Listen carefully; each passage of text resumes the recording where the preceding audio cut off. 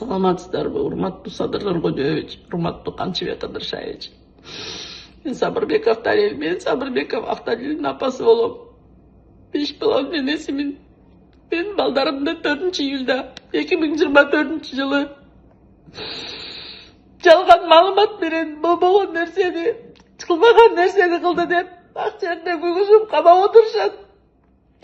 Бир гана сенден сурадым. Акыйкаттык сот болсун, өзүңөрдүн көзөмөлүңөргө алып, жардам берүүгөндү сурадым. Туура түз чечим чыгарып бериңиздер. Жаш балдарымдын жашоосуна балта чаппаңыздар.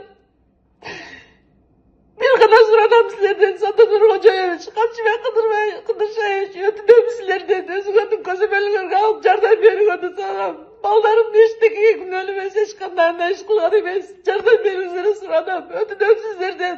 Ак жерде күгүзө көрмөңүздөр балдарымды.